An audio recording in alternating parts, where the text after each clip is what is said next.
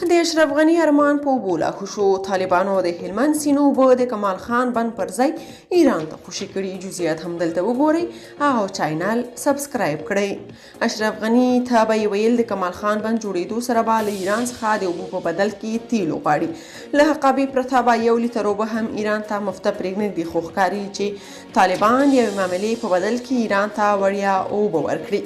طالبانو د یوې معاملې په نتیجه کې د هلمند سیند اوبه وړاندې تر دې چې کمال خان بند ډک کړي ایران ته خوشي کړي. دا وخت د کمال خان بند کاسه تشه ده. په سټلایټ د پرون جمعې ورځ اخیستل شوو عکسونو کې د ایران سرحد ته د هلمند سیند اوبو د چټکې څپې رسیدل ښکاري. انجینر نجیب الله سدید لیکلي له تېر یوې اونۍ راهیسې وړاندې تر دې چې د کمال خان کومکی بند یعنی افضل بند ډک شي، اوبه قصدي لاندې پرېښودل شوي او پرون له دغو اوبو په شور او ولولو ایران ته ورسېدې. معلومات دا دي چې طالبانو په تهران کې د سفارت ترلاسه کولو په بدل کې د هلمند سیند پر اوبو داعش ضد مبارزې او د افغان مهاجرینو د څپې پر کنټرول معامله کړې. د انجینر سدید په وینا له څه مودې راهیسې پر هغه کانال شدید کار روان و چې د هلمند اوبه کمال خان بند ته هدایت کولې.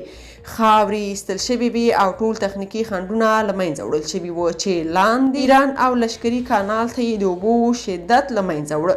خو د دې کانال له لارې د کمال خان بند ډکولو پر ځای اوبه په پټه ایران ته خوشي شوي دي. ایران د هلمند معاهدې یو شرط هم نه دی پوره کړی او تل په اعتراضونو له حده زیاتې اوبه ترلاسه کوي. خو وروستۍ معاملې په یو طرفه ډول د افغانستان ابرو لیلام ته وړاندې کړې ده. په دې کار سره باندې افضل سږ خالي پاتې شو چې لاندې کرنیزې ځمکې به د اوبو د کموالي له وجې شاړې شي. دغه راز د ګوت زره جهیل حقوقي حیثیت هم په صفر کې ضرب شو او د هلمند سیند د مهمې دلتا په توګه یا جهیل ورو ورو نور خپل ارزښت له لاسه ورکوي او بالاخره ایران خپل د هدف ته رسېدلی ښکاري. په همدې حال یو شمېر هیوادوال وایي طالبان باید د لنډمهاله ګټو لپاره د هیواد سترو ګټو باندې معامله ونه کړي. که تاسو په دې اړه څه نظر لرئ په کومنټ کې شریک او چینل سبسکرایب کړئ.